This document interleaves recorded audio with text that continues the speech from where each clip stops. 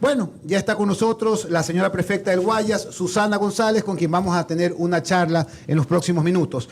Bienvenida, Susana, un gusto tenerte nuevamente aquí en tu casa, Radio Centro. Para los que ustedes no se acuerdan, Susana algunas veces, durante algunos años, estuvo de panelista de Radio Centro junto a mi padre Javier Benedetti. Muchas gracias. Recuerdo que me hace inmensamente feliz y agradecida con este medio, con este sueño de tu padre, Juan Javier, que fue siempre a través de la opinión decidida y firme generar una mejor sociedad. Así que muchísimas gracias por la invitación. Y en este nuevo año nos estamos estrenando aquí. Aquí estamos. Bueno, Susana, ¿cuál ha sido tu modelo de gestión en estos largos y complicados 500 días que han transcurrido desde que asumiste la prefectura del Guayas? Muchas gracias por la pregunta. Bueno, yo creo que el primer desafío es la recuperación de la confianza de la ciudadanía, que era importante siempre poder lograr que la ciudadanía crea en las instituciones públicas, porque son las instituciones las que fortalecen la democracia primero. Luego, priorizar la inversión, y eso nos dio como resultado 1.500 intervenciones, tanto en obras como en servicios. Pero seguido a esto, poder convocar a los organismos de control, como la Contraloría o Transparencia Internacional, que nos acompañen en esa recuperación de la confianza de la ciudadanía de lo que es el deber ser de una prefectura. Buenos días, prefecta González. Qué gusto verla. ¿Cómo está, Rafael? A los años. Mi pregunta es, en la doctrina del servicio público, la eficiencia, y usted lo sabe bien, no es suficiente en el servicio público. Se requiere, además, actuar con pulcritud y transparencia. ¿Es ese su sello de su gestión hasta ahora? Es el inicio de mi gestión, es lo que me acompaña en mi gestión y será el fin también en la gestión cuando yo concluya mi mandato. ¿Qué es lo más importante, Rafael? Justamente eso. Transparencia, porque lo que manejas de manera temporal o en un encargo, cuando estás en un cargo público, es dinero público, por lo tanto le pertenece a la ciudadanía y es por y para la gente cada uno de esos centavos que encuentras en arcas. En el caso mío no encontré recursos, lo que encontré fue una serie de problemas en un momento crítico, en un momento crítico no solamente para nuestra sociedad, para Ecuador, sino para el mundo, un brote de una pandemia que no se tenía control y que aún hoy todavía sigue vigente y con nuevas cepas. Sin embargo, más allá de que algunas instituciones se vieron involucradas en corrupción, donde no se respetó al enfermo en agonía, es decir, a la persona que estaba contagiada, ni tampoco a la persona que falleció, porque también se hizo uso también de los cadáveres. Y consecuente, seguido esto, también el poder lograr transformar de todo eso negativo, como lo registré o como lo encontré, a positivo. Y para eso nos dimos a la tarea muy rápido, convocar a Transparencia Internacional a través de su representante aquí, Mauricio Alarcón, convocar a más de 5 equipos de la Contraloría para que empiecen su proceso, pero no solamente el hecho de facilitar un gobierno de puertas abiertas que vaya en beneficio de la gente, sino también el poder trabajar en un entorno que permita hacer más obras en el menor tiempo posible en medio de un escenario bastante complicado. Con esto le digo que ser eficiente es una parte, ser transparente tiene que ser la prioridad y seguido trabajar de manera de la mano con la gente, con la ciudadanía. Es lo que hemos hecho desde la prefectura del Guayas y aterrizar todo esto hacia los cantones. Susana, eliminaste 10 de las 25 direcciones o departamentos de la prefectura. ¿Cuáles son y por qué los suprimiste? Bueno, sencillo. Si quieres hacer más obras, lograr más obras y más servicios para la gente, se logra eminentemente cuando tienes recursos. Y como cuando recibí la prefectura no habían los recursos disponibles, había que priorizar en obras y en servicios. ¿Qué es lo que hice? Fue primero tomar un modelo de 25 direcciones, es como que similar a un gobierno que reciba 25 ministerios. Yo lo que hice fue priorizar. ¿Y qué hacer? Habían direcciones que no tenían razón de ser, podían ser perfectamente unidades y te voy a mencionar algunas. Por ejemplo, ¿por qué tenía que haber una dirección de BEDE de BEDE. O sea, cuando BEDE lo único que hace es ser nuestro acreedor de deudas para la deuda pública, por lo tanto podía perfectamente ser una unidad que responda dentro del proceso. Porque había que tener una dirección de fiscalización, cuando esa dirección de fiscalización podía perfectamente unirse con estudios y proyectos. ¿Por qué tendría que yo tener una dirección de deportes cuando tenía 9 o 10 o 15 programas que tenía que incluirlo dentro de una dirección que más vale vaya en la dirección de equidad, educación, cultura y oportunidad, que es donde pusimos y logramos conectar muy rápidamente a más de 600,000 personas que están hoy conectadas para cerrar la brecha digital, porque prioricé los recursos de los guayacenses en obras realmente que necesitaban emergentes ser asistidas. Le pongo un ejemplo. Así como tenemos meses de fuerte lluvia, hoy estamos presentándonos a un invierno seco, por ejemplo, entonces no hay lluvias todavía. Pero puede ser que en 45 días, como el año pasado, se venga un invierno fuerte de 45 días. Pasó el año pasado, tuvimos 73 emergencias sectorizadas o localizadas en cantones como El Triunfo, como Naranjal. ¿Qué hicimos? Priorizar la atención sin tener que declarar la provincia en emergencia. Entonces, cuando tú te das cuenta que la provincia, siendo de una extensión grande de 17.400 kilómetros, que no es menor, que es la provincia que más recursos genera el Estado central. Sin embargo, en este reordenamiento de finanzas públicas, que no es otra cosa que excesivos gastos de los últimos 20 años, a la provincia que más han castigado es a la provincia del Guayas. Susana, sí. Estamos conversando con Susana González, la prefecta del Guayas. ¿Podrías entonces decir con una certeza a los guayacenses que ya no hay el otrora piponazgo que reinó durante tantas décadas en la prefectura del Guayas? Te voy a hacer solamente un comparativo de personal. Si bien es cierto, generamos hoy a través de la prefectura de Guayas y la empresa privada y las contrataciones que se hacen a través de obras y servicios, cientos y miles de empleos, ya la carga impositiva, que era en el 2018 de más de 28 millones en personal, hoy hemos disminuido a 10 millones de dólares.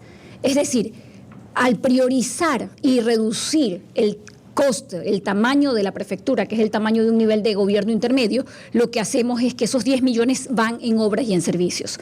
Si a eso le agregamos el haber disminuido ese tamaño inmenso de 25 direcciones a 15, y que voy a la reforma a disminuirla a 14, porque voy a unir 2 direcciones, que es la de productividad justamente con riego, vamos a quedarnos en un tamaño aún mucho más pequeño. ¿Qué es lo más importante, Juan Javier? Es que el dinero público es público, por lo tanto le pertenece a la ciudadanía y tiene que regresar a la ciudadanía. ¿Y cómo regresa? Cuando haces obras, servicios, cuando priorizas la necesidad, satisfaces esa necesidad y creas un entorno más propicio para que la gente se desarrolle. Eso es vital en gestión pública y no requiere sino voluntad, decisión, una visión clara, y esa visión la tenemos. Por ejemplo, estamos a un paso de firmar en pocas semanas la renegociación de la deuda pública de la prefectura del Guayas. Disminuir 7% menos, porque hay en el global de la deuda encontramos, si bien es cierto, deudas de 6.8 de interés, también encontramos de 9.4 y también de 11. En el global vamos a renegociar la deuda a 2.5, Javier. ¿Que es posible? Estupendo. Claro que sí, Rafael, por supuesto que es posible, pero tienes que tener claro que tienes que priorizar ahorro, tienes que priorizar inversión y que tienes que disminuir gasto. Es lo que hemos hecho, no tiene nada extraordinario, solo hacer las cosas bien. Hablando de recursos, prefecta, sí. Usted citó la equidad como eje o como uno de los ejes de su gobierno seccional. Le pregunto, ¿su administración le ha dado a cada junta parroquial y a cada cantón lo que merece por derecho propio? ¿No ha habido favoritismo? Mire, una de las cosas más importantes de la cosa pública en el momento que estás en un cargo como este, como la prefectura del Guayas, es romper viejos estereotipos establecidos. Y esos estereotipos los rompes cuando logras una administración equitativa, justa y también de intervención directa. Es decir, por primera vez en la historia, en diciembre, en este diciembre, el día 23, se redistribuyó 5,5 millones en medio de una crisis económica de todo el país para intervenir en 84 obras que van en la cabecera cantonal de municipios y también en cabeceras de juntas parroquiales. Eso no es responsabilidad de la prefecta del Guayas. Sin embargo, al haber suprimido gastos innecesarios, en esta reingeniería que aplicamos de un modelo de gestión eficiente que va pensado para y por la gente, la ciudadanía, en obras y servicios, logramos redistribuir este recurso. Por supuesto que no se piensa desde la visión de la doctrina ni de la ideología, porque la doctrina en su mayoría o las ideologías terminan destruyendo y separando sociedades. Y hay que dejar la política de lado para pasar a la gestión una vez que tú estás en un cargo para poder gobernar sin pasiones, sino con razones. Es decir, servir a todos sin mirar a quién, Por ni su supuesto. bandería política, ni nada por el estilo. Así es, como debe ser, Rafael, como debe ser. Como debe ser, así es, Juan Javier. Estupenda audiencia tenemos en los medios digitales de Radio Centro. Muchísimas gracias por sintonizarnos y a través de 101.3 tanto en Guayas como en Santa Elena. Seguimos en esta entrevista con la prefecta del Guayas. Vamos con el dragado, Susana. Va Claro. porque va. La pregunta es cómo hiciste para abaratar el costo de la obra y financiarla solo con recursos de la prefectura, que se veía imposible eso ahí. Ahorrando, disminuyendo ese tamaño grosero de Estado, y con esos recursos liberamos y estamos liberando y sigo liberando flujo. Por ejemplo, esos 10 millones en ahorro en nómina que ya no se tiene, sirvieron para poder tener esa disponibilidad en los próximos tiempos. Nosotros vamos a pagar en el momento que se adjudique el contrato, que va a ser el día 27, la apertura de sobres de la propuesta técnica financiera. De ahí se validan los documentos, experiencia y demás, 45 días. Estaremos destinando quién será la empresa que gane ese contrato el 4 de marzo, y a partir de eso corren 90 días en los cuales el ganador tendrá que hacer todo el trámite necesario para traer la draga, ¿verdad? Se prevé que para el mes, de acuerdo a los tiempos reglamentarios por ley, octubre, estaría la draga ya interviniendo en la ría Guayas. ¿Cómo se hizo? Sencillo, priorizando nuevamente los recursos y liberando a que la provincia no se siga endeudando con tasas de intereses usureras, Juan Javier. Cuando tú en una economía dolarizada tienes una tasa de interés por sobre los 4 puntos, es una tasa de usura. Y la prefectura del Guayas tuvo y tiene deudas, de las cuales las estamos renegociando, y las estoy renegociando en las próximas semanas, ya firmando por 2.5. Esa misma tasa estoy acordando con el gobierno francés para la construcción de los puentes que hacen falta en la provincia. 2.5 es una tasa viable y factible para un nivel de gobierno. De eso se trata. Segundo, el poder nosotros disponer en el proceso del dragado del río Guayas el arranque del contrato con 20% y luego liquidación de facturas mensuales nos hizo posible, primero, mejores condiciones, porque cuando te ponen la plata, a ti te condicionan. Cuando tú pones el pago, tú condicionas las mejores condiciones para tu provincia. Es lo que hicimos con este proceso esperado por más de 53 años. Poner nosotros el recurso, liberar el recurso para poder pagar sobre planillas mensuales vencidas, o sea, es decir, sobre obra ejecutada planilla. Por lo tanto, eso más o menos es 1,5 millones promedio por mes. ¿Cuándo veremos los frutos de la draga en el río?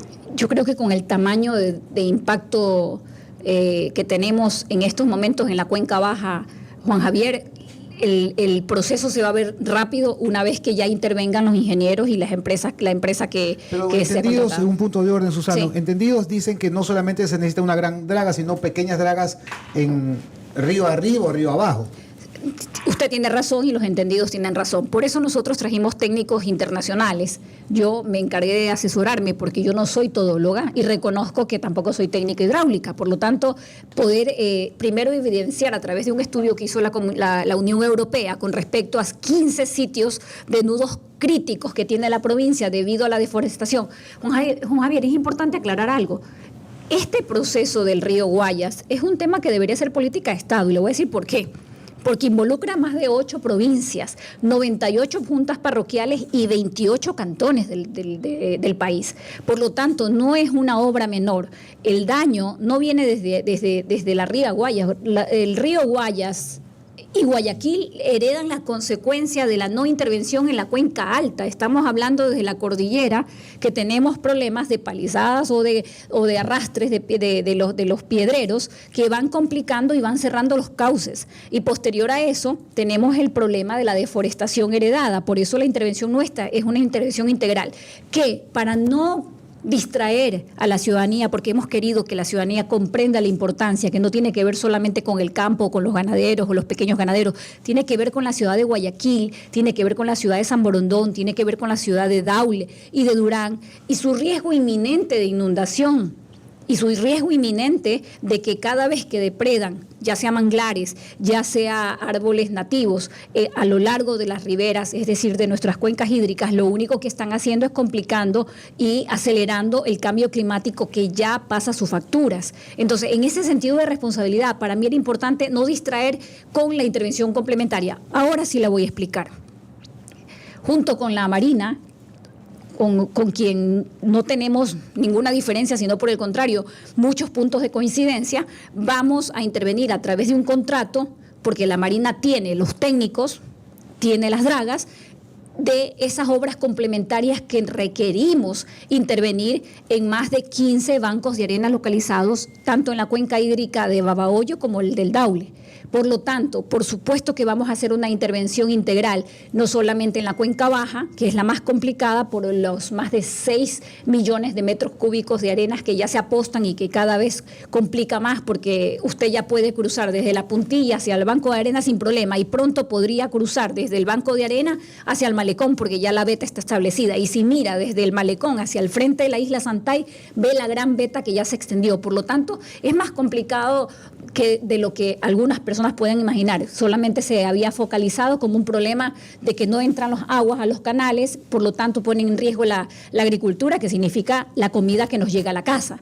Si no ingresa hacia las zonas de pequeños ganaderos que obviamente mayoritariamente están en la cuenca baja, que está aquí cerca en Salitre, también pone en riesgo la leche y también pone en riesgo el queso que les llega a los mercados. Es decir, crear conciencia ciudadana responsable con respecto a que esta obra es una obra de importancia para los ciudadanos y por los ciudadanos, por la vida de todos. Por lo tanto, sí, es importante aterrizar que vamos a intervenir no solamente en los 250.000 árboles que ya estamos sembrando, sino en lograr la siembra de 2 millones de árboles en coordinación con nuestros agricultores, que también están preparándose en buenas prácticas agrícolas, en el mejor trato con el tema de los recursos hídricos. Cada vez son mucho más conscientes. Ellos son mucho más conscientes a ratos que a veces nosotros que estamos en la ciudad, que nos llegan los alimentos y que decimos no pasa nada. No, sí pasa y pasa mucho. Perfecta. Sí, señor. En síntesis, usted va a rescatar el río Guayas de la terrible sedimentación que hay. Y yo quisiera rescatar el hecho de que, siendo un problema causado por 8 provincias, es la prefectura del Guayas la que va a resolver el problema, aunque sea una solución temporal, pero lo va a resolver. No es una solución temporal, querido Rafael. Esta intervención que vamos a hacer de manera responsable con nuestra ría, con recuperar nuestra historia, con evitar que haya un riesgo inminente de inundaciones en estas ciudades que pertenecen a la cuenca baja, como Guayaquil, San Borondón, Durán y Daule, y también Salitre, y cercano está también Milagro, que es lo que le quiero decir no es solamente la intervención del dragado. 6 meses antes de que concluya el dragado, estamos convocando a un mantenimiento permanente, porque de nada sirve haber hecho ese esfuerzo económico para la prefectura, donde se le ha disminuido más del 44% de su presupuesto los últimos años, para que el Banco de Arena vuelva a formarse. No, por eso es importante comunicar a la ciudadanía que esta es una intervención que tiene que ver con forestación y reforestación, tiene que ver con intervención en las cuencas hídricas, donde ya es visible los bancos de arenas y complica agua arriba, agua abajo, como bien dijo Juan Javier, esa es la expresión montuvia que utilizan nuestros canoeros y nuestros pescadores también. con respecto a que esto es una intervención, una macrointervención, y que conlleva también la responsabilidad no solamente de la ciudadanía, sino también de las instituciones que vamos a involucrar y que estamos involucrando, incluyendo el Ministerio de Ambiente. A eso me refería. Sí. Depende también de las voluntades de otros gobiernos seccionales, no solo de la ciudadanía, y eso realmente, si no se lo hace a través de una ley, de un comité interinstitucional, donde participen las gobernaciones, las prefecturas, los ministerios que tengan que ver con el tema. Pero en todo caso, la solución, tal como usted la plantea, resulta que va a ser integral. La pregunta que quiero hacerles para terminar el tema del dragado, en lo que a mí concierne, es qué van a hacer con esos 5 millones de metros cúbicos, porque eso puede servir para relleno, por ejemplo, ¿no? Primero, hay una visión transversal en mi administración, querido Rafael, y tiene que ver con la protección y conservación del medio ambiente. Por lo tanto, nuestros cerros están cada vez más explotados y eso pone en riesgo también inminente problemas climáticos y problemas obviamente que puedan perjudicar en el futuro nuestra conservación como provincia, ¿verdad? Una de las cosas que a través de nuestra empresa pública, Construguayas, estamos generando una unidad de negocios ya, que es la venta de la arena, porque es una arena de buena calidad. Y de hecho, quiero decirle que ya hay varios inminentes compradores que tienen que ver con personas que tienen lotizaciones y quieren rellenar, con empresas que tienen hormigoneras y que es una facilidad que se le venda lista la arena, y estamos generando una economía circular, Rafael. Correcto. A su vez, recursos que ingresará a la prefectura, porque son 6 millones de metros cúbicos de arena, solo en la cuenca baja del río Guayas, que representa un ahorro para la provincia, primero, de 44 millones menos que el anterior contrato, y si le aumenta, que son 2,5 millones de metros cúbicos más, son esos 2 millones y metros cúbicos de sedimentos adicionales, son 11 millones de dólares más de ahorro. Es decir, sume 44 más 11 significa 55 millones menos en este dragado. Es sencillo. Cuando tienes una visión clara de lo que requiere la provincia, y lo estamos haciendo bajo un mecanismo donde los propios recursos naturales generen recursos para la provincia sin estropear más el medio ambiente, se trata de eso, de economía circular. Por eso estamos interviniendo con nuestros agricultores en buenas prácticas agrícolas. Por eso estamos haciendo nivelación de suelo para no desperdiciar el recurso hídrico, que quiero decirle, dicho sea de paso, países como Chile y como Perú tienen zonas totalmente desérticas, porque lamentablemente no se creó una política de protección al recurso hídrico, y es donde nosotros tenemos que tener claro. Antes se tenía un pensamiento que el recurso hídrico, y con tantos ríos alrededor, era inagotable, ¿verdad? No, es limitado, y tenemos que ser conscientes que así como aquí alrededor tenemos mucha agua, muchos ríos, tenemos también en la provincia 6 de cada 10 habitantes que no tienen agua potable todavía. Aquí una pregunta del público, Francisco Benavides Viteri: ¿cómo será el transporte del material dragado? El transporte A través de tuberías. va a ser a través de tubos. ¿Sí? Ya, listo. Bueno, ahora pasemos a la vialidad, señora prefecta. Lo importante de construir o regenerar carreteras es mantenerlas habilitadas, las rutas. ¿Por dónde se mueve este progreso? ¿Cómo está la vialidad en la provincia? Bueno, primero que nada, yo le recuerdo que la provincia tiene 613 kilómetros concesionados, 632 kilómetros concesionados, de los cuales nos enfrentamos en un proceso de revisión de esos contratos, que también es importante aclararlo, pero esas son las vías que ya existen. Estamos viendo nuevos trazados de vías, por ejemplo, una que evite la concentración, nuevamente pensando en la movilidad, en el ahorro, en la eliminación en lo posible de combustibles fósiles que vayan disminuyendo la huella de carbono, ¿verdad? Un trazado que permita de Novol, por ejemplo, salir y no ingresar a Guayaquil. Nosotros hemos intervenido en la vía Cerecita-Zafando, una vía esperada por la gente y por todo el sector productivo, porque ahí son las camaroneras, que por cierto, dicho sea de paso, Ecuador, Guayas específicamente, número 1 en la exportación de camarones en el mundo.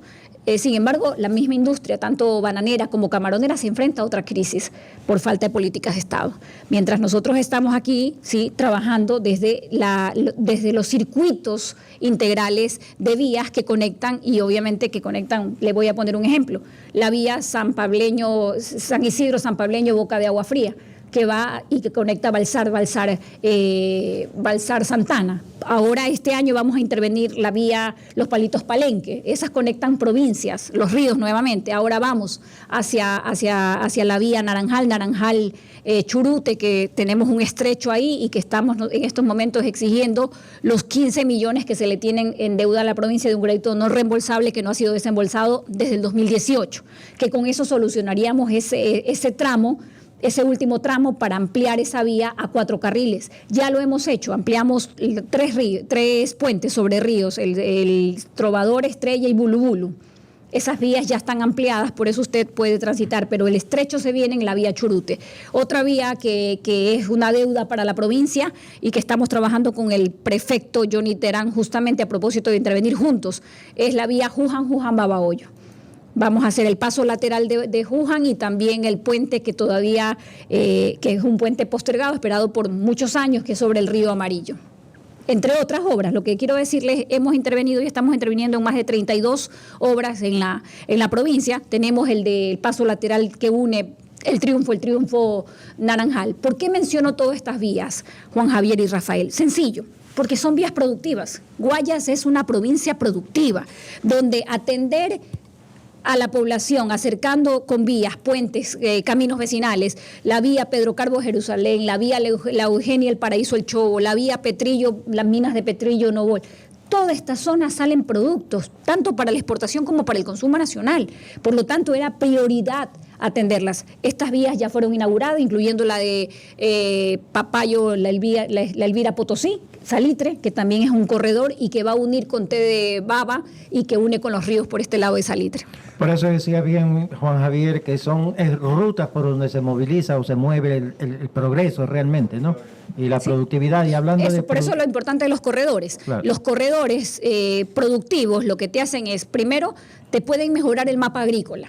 La gente se emociona y dice, voy a mejorar y voy a ampliar mi productividad, ¿verdad? Pero para eso hay que ayudar a los pequeños. ¿Cómo ayudamos a los pequeños, Rafael? Por primera vez, nuevamente, en una prefectura, la de la prefectura del Guayas, se va a entregar, y ya se tiene subido el proceso, de hecho está corriendo, de la entrega de semillas de calidad, de arroz y de maíz. Hacia eso le iba a preguntar precisamente porque su modelo de gestión, según veo, está estrechamente vinculado con la productividad agrícola, y me refiero, por supuesto, a riego, semillas, capacitación y etcétera. Sobre eso, cuéntenos, prefecta, porque me imagino que tiene mucho que contarnos. Imagínense cómo garantizamos la soberanía alimentaria, es decir, que la comida llegue a las ciudades, a los ciudadanos que están mayoritariamente concentrados en ciudades como Guayaquil. Guayaquil es el mercado, ¿verdad? ¿Cómo garantizamos que la comida llegue? Pues con estímulos, generándole oportunidad a los más pequeños, invirtiendo en lo que se tiene que invertir, que es en mejorar prácticas agrícolas, en fortalecer justamente en que llegamos a 180.000 intervención de hectáreas en canales que estaban olvidados, y que esto facilita que lleguen agua hacia todos los sectores productivos. Pero además de eso, poder entregar por primera vez semillas de calidad. ¿Sabe por qué nuestros arroceros, nuestros pequeños, hablemos del 60% de ellos, son pequeños arroceros, pequeños maiceros, que tienen hasta 5 hectáreas? Pero ¿cómo lo pones a competir con un producto que ingresa de manera ilegal e irregular por las fronteras, sin ningún control? Entra a competir más barato. Claro, tú tienes una economía dolarizada, no los ecofertilizantes, sino los fertilizantes químicos son caros. Nosotros ahora estamos promoviendo el ecofertilizante. ¿Cómo entra si ellos están rehusando la semilla? Por supuesto, van a sacar menos números de sacas o de quintales de arroz de cada hectárea. Pues si tú les das una semilla de calidad a tiempo, los acompañas con SINAR, como estamos haciendo, estudios de arroz, estudios de suelo, estudios técnicos que permitan saber cuáles son los nutrientes de cada suelo, esto te facilita y te ahorra y te pone competitivo. Eso es lo que estamos proyectando en la próxima cosecha. Y cómo usar correctamente los suelos también a veces, porque hay agricultores que incluso tienen esa falla, ¿no? Que no aprovechan apropiadamente los suelos. Porque el Estado tampoco ha intervenido en innovación, en tecnología, en mejoras de prácticas, porque hubo durante estas últimas décadas, el Estado ha sido indiferente y a priorizar algo que otros países priorizan, que es que si el campo está vivo, está viva la ciudad. Pero si el campo queda abandonado y muere, también muere la ciudad. Entonces, sensibilizar a través de hacer política pública responsable e inversión, porque yo esto lo veo como inversión. Entregar semillas de calidad es una inversión a la gente que no ha abandonado el campo. Entregar semillas de calidad y entregarles los estudios de suelos para que puedan sembrar lo correcto y saber qué nutrientes tienen sus tierras para que no gasten más de lo que tienen que gastar en los componentes o los aditivos. También es ahorro. Entonces, es pensar en priorizar y también tenemos que tener claro, no existe ciudad sin campo. Correcto. No existe alimentos en los mercados sin campo. Y perfecta, y de hecho, uno de los sueños sería, ¿no?, convertir estos cantones agrícolas en verdaderas agrópolis. Esa es nuestra visión. Nuestra visión de desarrollo tiene que ver, y digo nuestra porque tengo un equipo técnico maravilloso que me acompaña en este desafío. Por ejemplo, Santa Lucía, la capital arrocera. Estamos haciendo la intervención de la vía Cabuyal, que une a su vez todo el paso, el eje productivo, pero también a Santa Lucía lo unimos con Colimes, 33 kilómetros de vías que hoy cambian vidas para bien.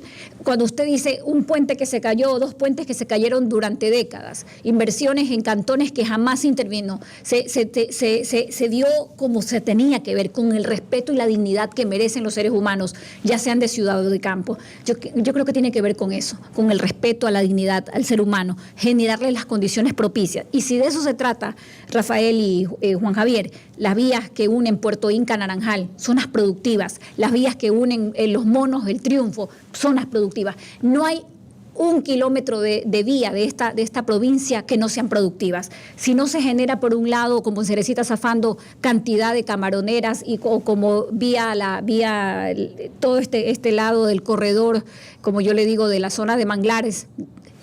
Si no se genera por un lado banano, se genera por el otro lado pitahaya. Si no se genera pitahaya, se está generando mango. Es decir, cuando veamos que este Guayas es una región, como lo miran en China miran las zonas productivas como regiones de desarrollo. Nosotros tenemos una provincia multimodal, aeropuerto, puerto. Ahora la ría no navegable, el Guayas ecológicamente turístico, exacto, ahí vamos. O la envidia que nos tiene Israel, por ejemplo. Ahora, antes del corte... Israel es un buen aliado, hay que traerlos nomás. Perfecta, pero antes del corte quiero tratar solamente el tema de las concesiones. Usted cuando asumió la prefectura del Guayas tuvo el gran rollo de las concesiones. ¿Qué pasó? Se arregló el tema de las concesiones, se terminó el plazo, se arregló con ellas, se les dio prórroga. ¿Cómo terminó? ¿Ahora o después del corte? No, ahorita. Ya. Después contamos. Bueno, hemos ganado 10 de 11 procesos que están en la Corte de Justicia y ustedes saben, si bien es cierto, era un comentario generalizado de que se debían revisar o auditar los contratos concesionados. Lo que era mandatorio, convocar a la Contraloría, que se revisen los contratos fueron revisados, pero en mi proceso administrativo, en la parte ejecutiva, era mandatorio que yo tengo un equipo técnico que validó que habían obras incumplidas, es decir, no ejecutadas, mantenimientos no dados, por lo tanto, procedía dentro del marco contractual, notificación. No hubo respuesta, no hubo descargo, multa. Ambas empresas decidieron judicializar y en el proceso yo tengo abogados extraordinarios que están trabajando en la prefectura y que a su vez llevaron adelante el proceso. Por cierto, todos menores de 33 años, conocedores muy bien de la ley, han ganado los procesos para bien de los guayasenses. Las vías, ¿cuál es el estado de las vías? ¿Están abandonadas? No. El estado de la vía es que a partir de las notificaciones y multas, las vías están siendo atendidas, lo que era mandatorio dentro del contrato. Por supuesto, usted ve hoy y recorre... También la prefecta nos ha dicho que el turismo ecológico en la provincia va porque va también. Nos ha dicho desde eso. el primer día. Bueno, año nuevo, el mismo invierno, señora prefecta. ¿Qué obras de prevención se han ejecutado en los cantones para enfrentar una probable estación invernal agresiva? Sí, bueno, el reporte dice que no habrá lluvia, no habrá muchas lluvias. De hecho, eso le preocupa a nuestros campesinos. Son muchas las intervenciones, Juan Javier, que se hacen previniendo. Una de las cosas más importantes es que teniendo épocas de fuerte lluvia, nuestros agricultores siempre habían solicitado albarradas para poder, obviamente, captar esa agua de lluvia y tener no solamente una siembra al año, sino mínimo 2 o 3, ¿verdad? Eso, por ejemplo, son intervenciones que las hemos hecho en todo el verano. Le pongo un ejemplo, tenemos 11 grandes albarradas en el cantón más seco de la provincia, Pedro Carbo. Tenemos 24 pozos de profundidad de captación, tipo cenotes, para la gente que escucha Radio Centro y que viaja, por ejemplo, a México. Esos cenotes que son hacia la profundidad para poder captar agua y poder aprovechar el agua lluvia, se están haciendo esas intervenciones. A nivel de canales, de limpieza de canales y desasolve de canales y ríos, por ejemplo, previniendo justamente la llegada del invierno, se han intervenido en este año, en este año que se fue, más este año que estamos interviniendo, más de 184.000 hectáreas. Todo esto con el fin de que las aguas fluyan, entren hacia las zonas de cultivos y obviamente no haya escasez de agua, porque paradójicamente quiero contarle algo, así como hay época invernal y de pronto la gente cree que hay hartísima agua, entonces va a haber mucha cosecha. El exceso de agua concentrada en pocos sectores lo único que ocasiona es colapsar esos canales, y estos canales no están intervenidos. Así que no solamente es con las maquinarias de la prefectura que contamos, sino también con un proceso adicional que abrimos para poder contar con más de 16 equipos camineros adicionales para poder seguir interviniendo. Hemos intervenido, Juan José y Rafael, más de 3.600 kilómetros de vías en reconformación de caminos vecinales, más las intervenciones de más de 32 obras grandes que se están ejecutando en la provincia. Perfecta, con el cambio climático y no se sabe si va a nevar en el Ecuador mañana o no, o va a llover o va a haber sequía. En todo caso, aquí en este país, cuando dice que no va a llover, yo salgo con paraguas. Usted por si acaso sale, bueno, usted es un hombre prevenido. Bueno. En todo caso, la pregunta iba orientada, sí, pero creo que ya la contestó. Le iba a preguntar sobre cómo están los equipos camineros de la prefectura. Sí, para tener emergencias eventuales, ¿no? Subimos un proceso donde se dio mantenimiento a los equipos que están en buenas condiciones. Lo demás, ya hicimos una consultoría con respecto a cuáles eran los bienes reales de la prefectura, y en los próximos meses estamos subiendo un proceso donde se va justamente ya a rematar y a redistribuir nuevamente equipos que puedan servir a otros GATS. Le pongo un ejemplo, nosotros redistribuimos más de 54 camionetas para que sirvan de prevención y seguridad en GATS parroquiales y en GATS cantonales. Y no es competencia de la prefectura. No es competencia la seguridad, sin embargo, lo que no es de competencia es de incumbencia, como también cerrar la brecha digital de conectividad en el campo, y no solamente para que nuestros niños puedan tener sus clases, era un desafío, por eso ganamos justamente con Uruhogar. No sé si ustedes supieron, fue la única prefectura en América Latina y en Centroamérica que ganó justamente el programa para cerrar la brecha digital, ¿no? Son 600.000 personas que se están beneficiando y eso es saludable. Vamos a aumentar el número también de conectados en la provincia, más allá que nuevamente, Juan Javier, reitero, Guayas es la provincia que más aporta al Estado central, más del 21% a ese presupuesto general. Sin embargo, su presupuesto fue castigado en este reordenamiento de modelo de Estado en el gobierno anterior, y hoy por hoy cuenta con menos del 44% del presupuesto que antes contaba. Por lo tanto, estar interviniendo más allá de nuestras competencias también es un enorme desafío, pero no podemos y no hay tiempo para castigar a nuestros niños, porque hay más de una madre que usaba su canoa y llegaba al malecón y ahí se conectaba para que su niño no pierda clases, pero no era justo. Por lo tanto, hay que acercar y cerrar esa brecha digital para que las madres no tengan que pasar esa vía crucis de trasladar o tener que migrar entrar a las ciudades por falta de conectividad.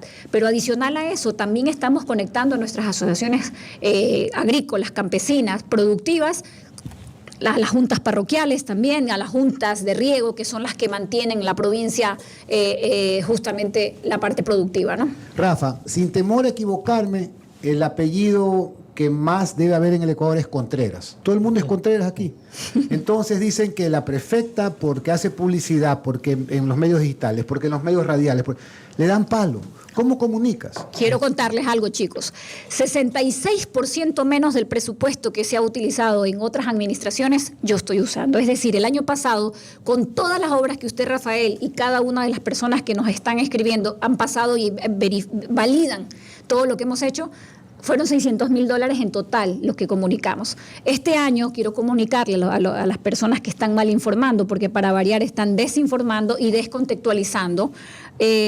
Voy a aumentar el presupuesto porque es tanto lo que estamos haciendo que la ciudadanía debe estar informada y eso está recogido incluso en la Constitución y en la ley. Por lo tanto, este ataque, pero son troll center, amigo querido, por eso yo no me distraigo. Yo creo que es más todos los días levantarse temprano, dar gracias a Dios, a los dioses que cada uno de ustedes crean, o en el caso mío, yo creo en un Dios universal, medito y salgo a trabajar, amigo. ¿Sabes lo que significa eso? La enorme gratitud Susana, del deber servir. Estamos más o menos en la misma onda. Permíteme Sí. darte un hilo, y a Sí. mis amigos radioescuchas 9 y 40, Sí. un hilo que lo escribí el día de hoy en Twitter, porque a mí también hay un troll center dedicado a darme palo y palo todos los días, porque doy en mi cuenta de Twitter mi opinión. Claro. Es mi opinión. Es tu opinión. Déjenme dar mi opinión, yo respeto la de ustedes, déjenme dar mi opinión. Entonces yo opino y me dan palo. Ya tengo identificado de dónde viene el troll center. Entonces les Sí. escribí, porque dicen que somos periodistas pautados, ¿no? Ajá. Entonces les Pauteros. puse, pauteros. Entonces les digo, qué manera de escupir para arriba. Los que acusan a los medios serios de ser pauteros sufren de amnesia selectiva. Ya han olvidado los millonarios contratos de publicidad de la década pautada. Los borregos, que aún sobreviven de la década pautada, son verdaderos kamikazes. No sé si el líder les promete la vida eterna o 7.000 vírgenes, pero se estrellan contra lo que sea, de preferencia contra la lógica y la razón. Los cuenteros de la década pautada viven del cuento más que de los literatos. Y cuando no se les ocurre algún cuento, repiten los inventos del jefe. Si el líder les dice que la Tierra es cuadrada, no hay forma de que entiendan que no es así. Allá ellos y su mente cuadrada. Bueno, yo te felicito que lo hayas dicho, porque la verdad es que, pero te doy en cambio, déjame darte un hilo. No te distraigas. Yo lo que hago, y he tenido una semana donde la violencia digital ha sido bien contratada, pautada por cercanos, mediados o alejados, no importa. Cuando tú sabes que estás haciendo lo correcto, y yo sé lo que estoy haciendo en la prefectura, es transformando un modelo antagónico, un modelo fracasado, que lo único que hizo fue privilegiar a pocos y castigar a muchos. Yo decidí revertir ese modelo hacia un modelo humano, un modelo solidario. Por eso es importante, si hay recursos, poderlo redistribuir en obras postergadas, y lo hicimos y lo seguimos haciendo y lo seguiremos haciendo, porque lo que hay que lograr en este universo a través de nuestra provincia es grandes transformaciones, y lo logramos desde las pequeñas, medianas y grandes comunidades. Yo lo que les pido es que este año, después de 2 años de pandemia, hemos pasado pérdidas. Yo perdí a mi madre, perdí familiares, amigos, y sigo perdiendo todos los días, y todos seguimos perdiendo todos los días. No hay tiempo para las batallas Sí, innecesarias. Exactamente, perfecta. Y le quería decir que además estas personas que se dedican a insultar, que cultivan el odio. Pero en las aparte redes, son gente que tiene circulantes, porque son los circulantes de lo que se llevaron del propio país. Pero además, O sea, además piensan que el pueblo, la gente, son tontos o estúpidos. Es decir, el pueblo tiene la suficiente capacidad para darse cuenta cuando un prefecto, un alcalde, un presidente trabaja por su comunidad o por su país. Nosotros no somos un pueblo de tontos, ¿sí me explico? Totalmente. Hacen creer, pretenden que van a lograr hacer creer a la gente de que en el caso suyo, por ejemplo, que usted está trabajando por la provincia del Guayas, no lo está haciendo, lo está haciendo mal. En fin, bajo esa premisa, permítame, prefecta, preguntarle, ¿cree usted que los guayasenses han reconocido ya la buena fe de sus intenciones y el valor de los resultados? Y esta pregunta va asociada con otra, que es si va por la reelección. ¿Y si cuenta con el respaldo de la directiva mayor del PCC? La reelección, pese a que usted ganó la viceprefectura, ¿no? Pero la pregunta final es si va o no por 4 años más de servicio a la provincia. Rafael, la gente vota por ellos. Los ciudadanos votan por ellos y cuando se sienten La gente atendidos. agradece. Yo no me quiero anticipar a nada, solo quiero decirles, yo soy quien agradece todos los días poder levantarme y salir a trabajar y trabajar con pasión, con amor, no sentir cansancio porque es tanto que yo recorro 7 cantones por día y muchas veces 10 o 15 juntas parroquiales, porque es la única forma de hacer lo que estamos haciendo en Guayas, transformando vidas para bien. No quiero anticiparme si tengo o no la aprobación del partido. Yo entré al partido hace más de 15 años convencida de que había un líder y hay un líder al quien admiro y fue el único que me inspiró entrar a una tienda política, tomando en cuenta que yo vengo de la sociedad civil. Pero aún en este cargo, quiero decirles, yo siempre pienso como un ciudadano común. Es decir, lo que me movía a mí, protestar contra un político que no hiciera las cosas bien. Por lo tanto, todos los días, me pongo en el lado del ciudadano para hacer lo correcto y hacer las cosas bien.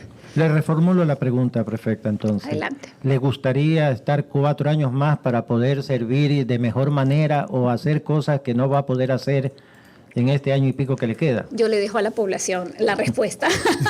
Muchísimas gracias. Pero de que van las obras en la provincia. Bueno, bienvenidas a esas obras. Muchísimas gracias a la prefecta Susana González por estar en vivo.